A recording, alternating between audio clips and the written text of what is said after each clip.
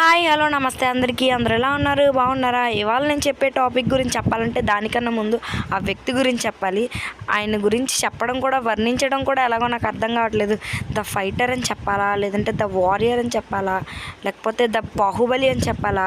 కాదు, the most dynamic and powerful leader and politician, the one and only the Bolisetti Srinu గారు.